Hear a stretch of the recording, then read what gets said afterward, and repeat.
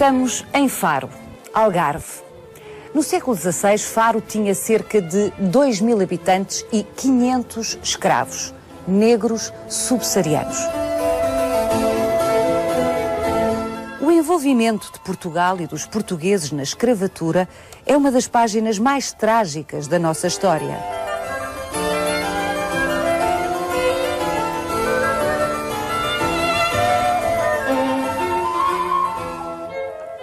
Mas a história que vamos hoje contar aqui é de alguma forma benigna. Nos séculos XVI, XVII, XVIII, o Algarve, Faro em particular, foi palco de um processo de integração dos escravos africanos único no país e no resto da Europa. Vai querer saber mais? Venha connosco nesta visita guiada.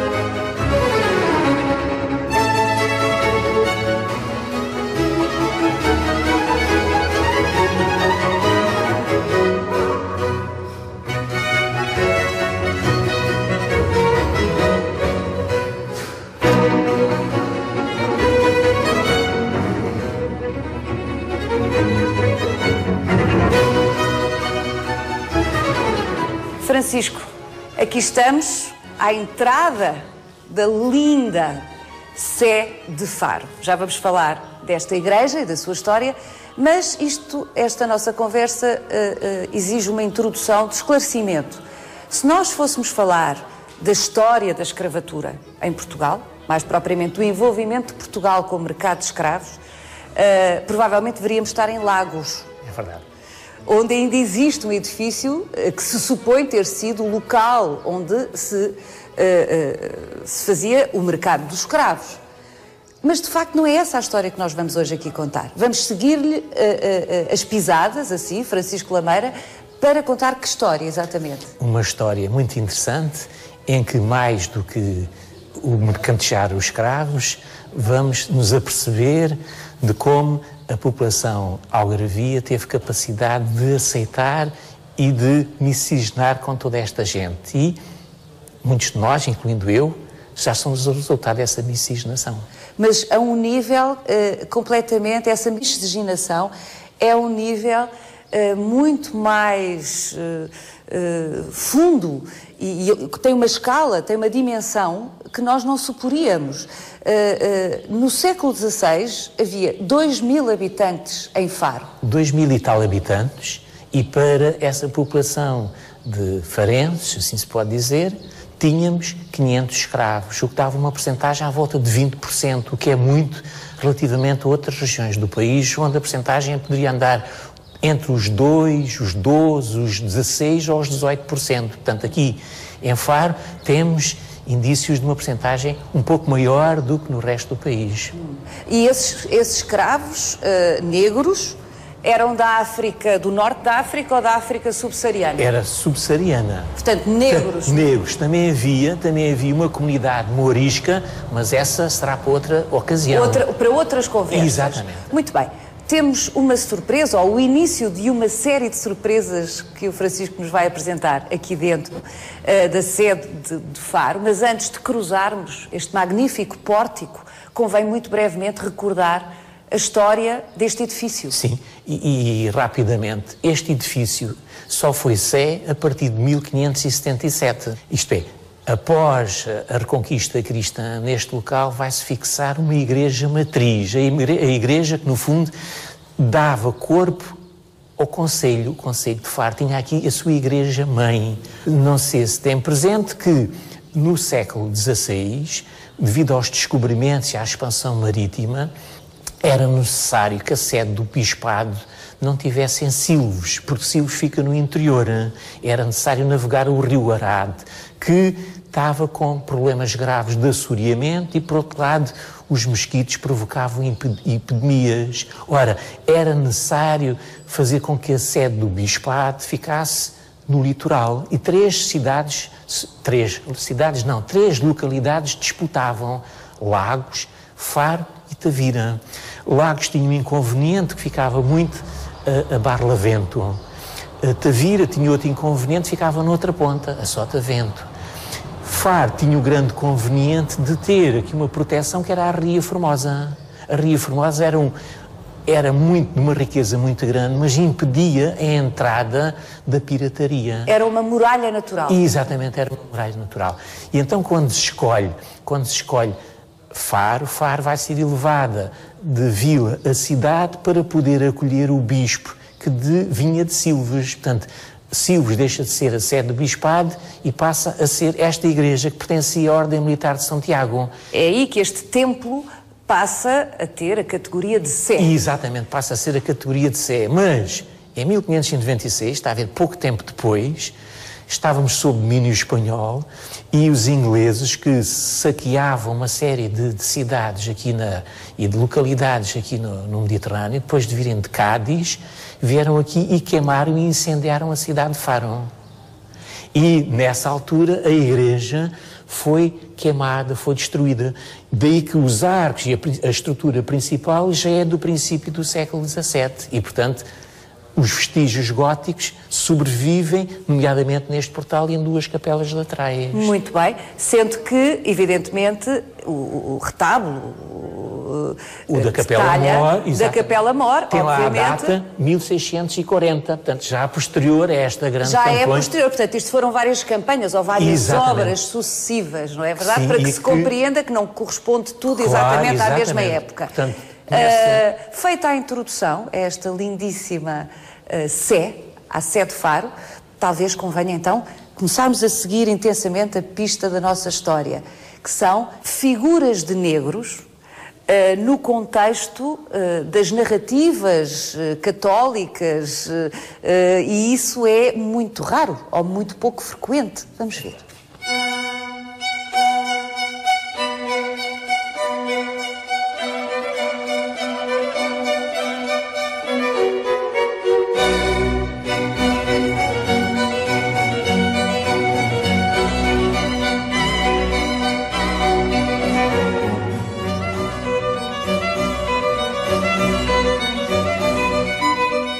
Francisco, esta é a primeira das surpresas anunciadas nesta nossa conversa. Dois negros, pretos em rigor. Preto era a expressão que se utilizava, não era? Nos a mais frequente, também se usava negros, mas a mais frequente era pretos. E nós éramos os brancos. E nós os brancos. No caso do Francisco Algarvio. Já está misturado. Misturados somos todos hoje. Estas duas figuras são de quando? Ora, em princípio, nós não temos uma data escrita, mas temos o brasão do bispo Dom Simão da Gama, que é bispo no Algarve entre 1685 e 1703. Em 1703 é nomeado arcebispo de Évora. Portanto, isto que está aqui é dos finais do século XVII, princípios do século XVIII. Portanto, esta capela, toda a capela, sendo seguro que estas figuras são da origem da capela, são originais. São originais. Portanto, significa que o Dom Simão da Gama, em 1690, manda reconstruir a antiga capela que já aqui existia. Portanto, a tal descrição que eu lhe falei há bocado, de 1554, descreve existindo aqui uma capela com a confraria de Nossa Senhora do Rosário dos Pretos. O Dom Simão da Gama, em 1690, vai mandar reconstruir esta capela, que apesar de ser dos escravos africanos, no entanto, ele vai, no fundo, colocá-se como na qualidade de protetor. E para quê? porque ele não sabia ainda que ia ser nomeado arcebispo de Évora e vai mandar construir isto para ser a sua sepultura. Portanto, no fundo, isto era uma capela privativa para receber a sua sepultura, para receber o seu túmulo. De facto, em 1703 ele vai embora e não foi concluída a obra prevista, mas de facto, estas duas figuras de negros lampadários... Lampadários de lâmpadas, aliás, como se vê aqui, não é? Que iluminavam, não é? Exatamente, que iluminavam. Que é uma raridade, não se encontra em mais nenhum sítio do país. De facto, temos outras capelas com retábulos dedicados a Nossa Senhora do Rosário, ao São Benedito, a Santa Ifigénia, mas de facto com estas duas figuras... Quando nomeia essas figuras, Nossa Senhora do Rosário, São Benedito, Santa Ifigénia, é porque tem uma relação particular com os negros? Exatamente. Não era só a Nossa Senhora do Rosário que servia de culto aos negros. Portanto, eles, a comunidade africana, para além da Nossa Senhora do Rosário, também cultuavam a Santa Ifigénia e o Santo Ilisbão, que eram dois santos Nós já vamos ver representações noutro local. Assim como também tinham o culto a São Benedito, esse mais divulgado pelos franciscanos. Às vezes na documentação surge a seguinte referência: São Benedito, ainda que preto nas cores, branco nas ações. Repara a piada. Portanto, no fundo, temos outros exemplos. Olhe, por exemplo, na igreja de São Francisco no Porto, naquela igreja tão interessante, lá está uma capela de Nossa Senhora do Rosário e de São Benedito.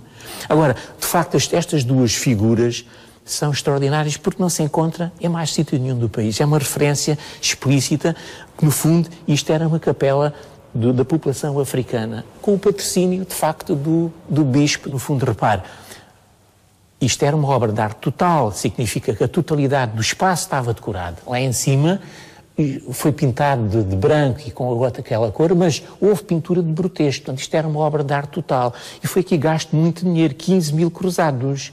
Mas a comunidade africana não tinha essas possibilidades. Só saía, no fundo, beneficiada na medida em que o culto prestava-se num local de grande acolhimento, de grande qualidade, e o bispo também saía como porque era, de facto, um protetor.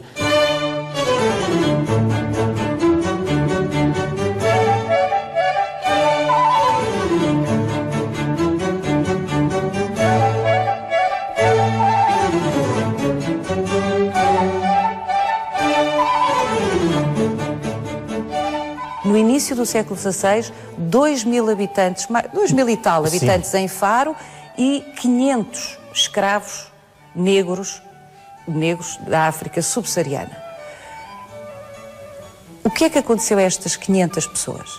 Essas 500 pessoas vão sucessivamente tendo cartas de alforria. Aliás, uma das intenções delas se inscreverem na confraria era de ter ajuda. Quer dizer que as pessoas, ao se inscreverem numa confraria, tinham direitos e deveres.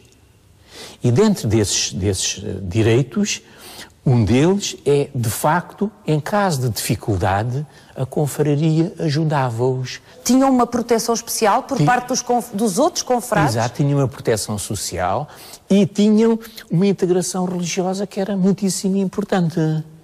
E, progressivamente, eles vão conquistando a alforria. As cartas de alforria são constantes e, na medida em que vão tendo estas cartas de alforria, vão se libertando.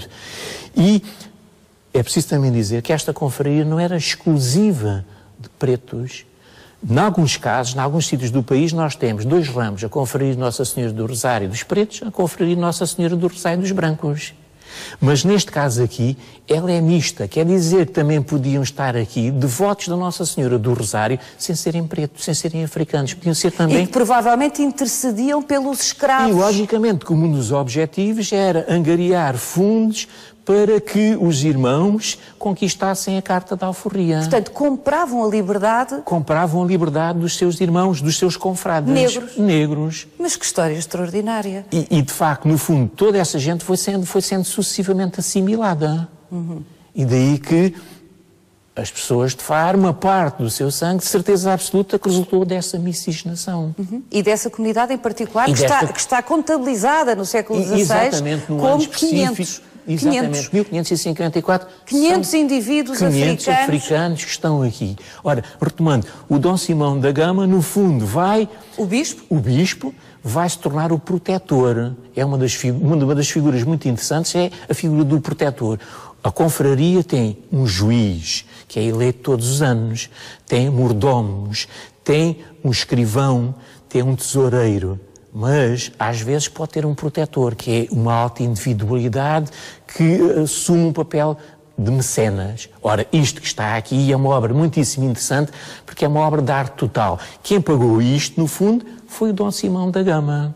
Na cidade há outros vestígios, que não sendo o Dom Simão da Gama, no entanto, eles são igualmente interessantes, porque mostram, de facto, esta aceitação que nós tivemos por esta comunidade africana que vem para cá viver connosco. Vamos ver outros, vamos segui-lo nesta visita guiada, mas Francisco Lameira, só mais uma palavra sobre o Bispo da Gama, descendente de Vasco da Gama. Exatamente, um descendente da nobreza importante do país e que aqui permanece. Aliás, no Algarve, os bispos normalmente vêm para cá a meio da sua carreira e uma parte deles depois ascende e torna-se bispo de outras localidades. Olha, por exemplo, Dom Afonso de Castelo Branco, que vai depois para Coimbra e faz o passe, que é hoje o Museu Machado de Castro, o Dom Simão da Gama, que vai depois para arcebispo de Évora. Portanto, alguns dos bispos foram, de facto, personagens que não terminam aqui a sua carreira, faz parte do percurso da ascensão. Faz parte do percurso da ascensão e que, no fundo, deixam sempre aqui a sua marca. Vamos até onde, agora? São Pedro, onde também havia uma confraria de Nossa Senhora do Rosário. E mais imagens. E mais imagens. Vamos até lá.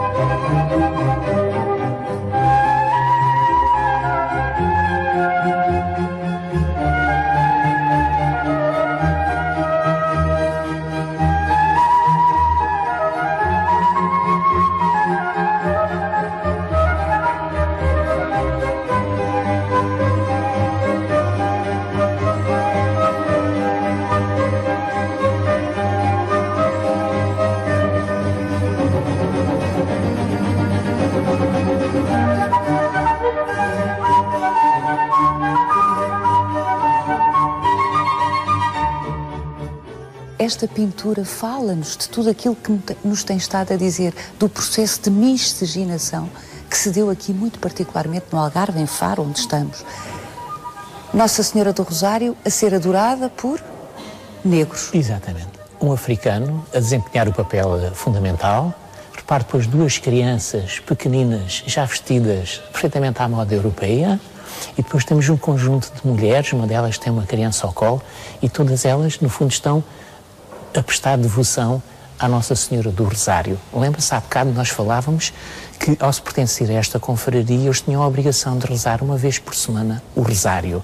Portanto, era uma forma, ao fim e ao cabo, de se integrarem através de uma prática religiosa. Portanto, é um testemunho interessantíssimo da maneira tão interessante como esta comunidade se integrou, não só em termos sociais, mas também em termos religiosos, na vida urbana da cidade. E é importante observar, o Francisco já aludiu a isso, mas aos trajes. É verdade. Não é? A personagem, então, principal usa um traje tão interessante, todo de vermelho, e repare...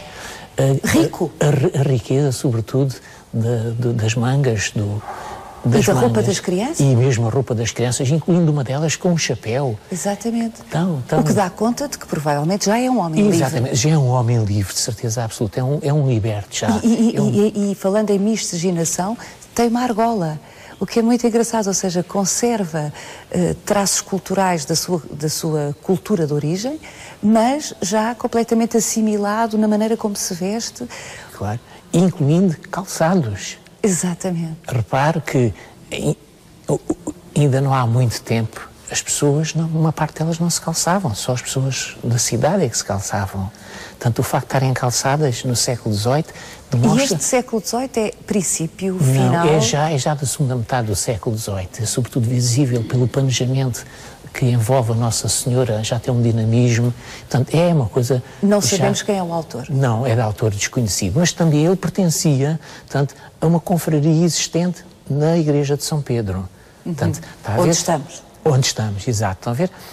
As duas confrarias, as duas freguesias urbanas, cada uma delas tinha uma confraria de Nossa Senhora do Rosário dos Pretos. E a minha pergunta agora é, porquê a Senhora do Rosário ser a figura da devoção dos negros? Porque, de facto, os dominicanos tiveram a iniciativa de arranjar a possibilidade de toda a gente se inscrever e criar confrarias para todos, porque havia muitas confrarias que eram elitistas, nem toda a gente se podia inscrever nelas. Nesta era uma confraria, de facto, aberta a todos, incluindo aos escravos e depois aos escravos já aforos. No fundo, todos eles tinham alma e todos eles precisavam de salvar. E isso, sob o ponto de vista ideológico, porque é disso que se trata, é altamente significativo. Não é? Que no século XVI, no século XVII, no século XVIII, com escravatura instituída, ao nível da política oficial, não se discutia, pelo menos os beneditinos não discutiam, que os escravos tinham alma. Exato, tinham alma. E, de facto, acabam por ter uma vivência idêntica a qualquer outra pessoa, a qualquer outro freguês, portanto, a qualquer outro habitante da freguesia.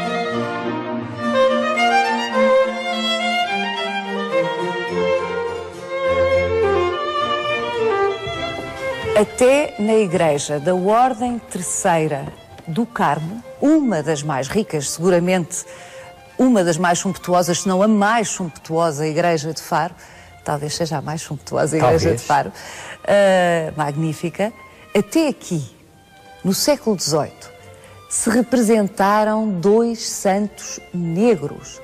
E Santa Ifigénia, aqui está ela, e Santo Elisbão. Fale-nos destes santos e da sua presença aqui.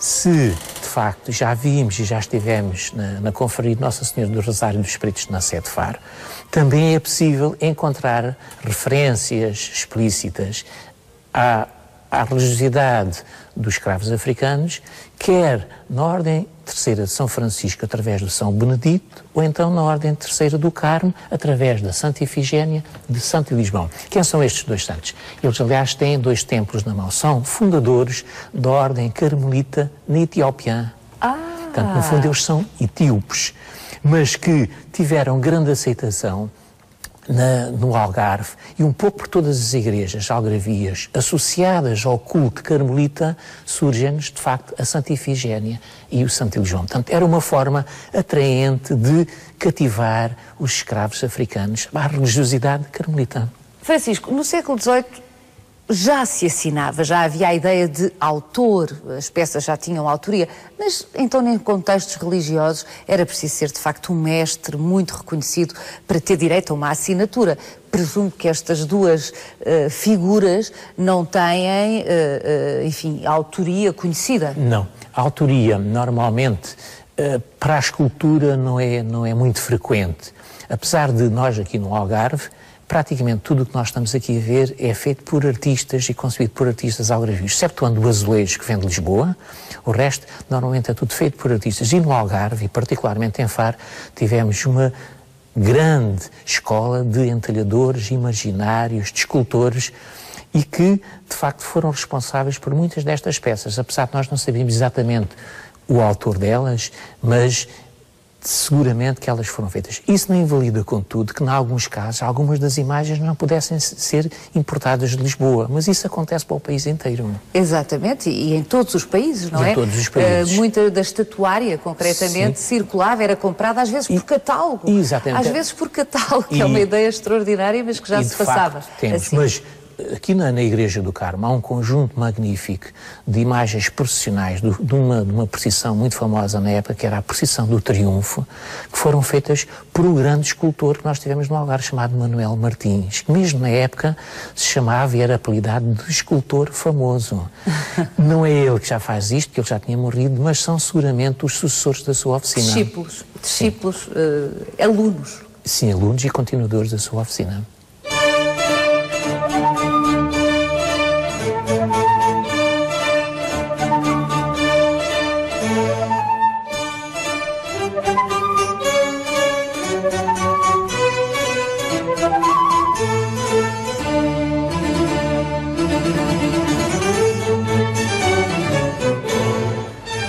Francisco, pois vamos entrar, segundo aprendi consigo, na Igreja de Santo António dos Capuchos, ainda no Centro Histórico de Faro. Tudo isto se passa no Centro Histórico de Faro.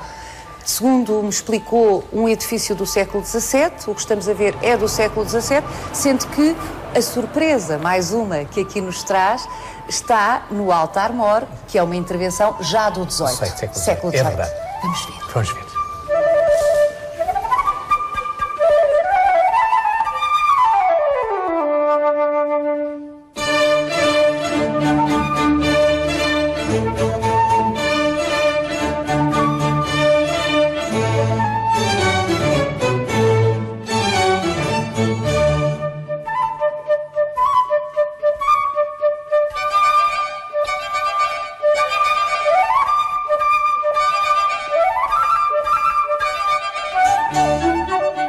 Cá estão, Francisco Lameira, mais 2 surpresas. Em rigor, mais 4 surpresas. 4 figuras... De Atlantes. Sim, mas 4 negros. 4 negros, é verdade. Apesar de estarmos numa igreja conventual, portanto, dos Capuchos da Piedade... E num arco triunfal do século XVIII. Evidente, e tem a data lá em cima, 1747... É bastante interessante encontrarmos aqui estas figuras destes atlantes de cor negra, porque de facto são raros. São muito interessantes. No fundo, eles enquadram, em termos arquitetónicos, o arco triunfal, surgem como pedestais e sustentam o céu. Portanto, fazem um enquadramento. E é extremamente interessante como a figura dos negros, dos escravos africanos, está perfeitamente integrada no contexto social e religioso, de tal forma que é indiferente os atlantes serem brancos ou pretos, porque quer uns, quer outros podem suportar o céu.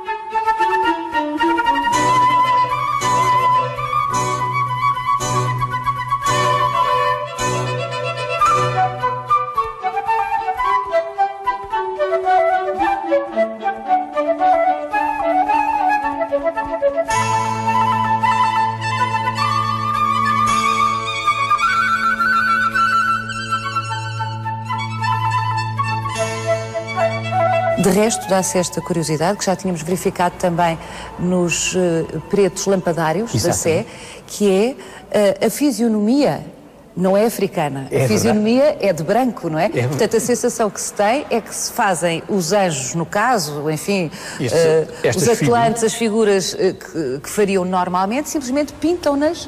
Eu não sei se é pintado, se a madeira é diferente. Em princípio é pintado, porque a madeira aqui deveria ser a madeira de castanho proveniente da Serra de Monchique.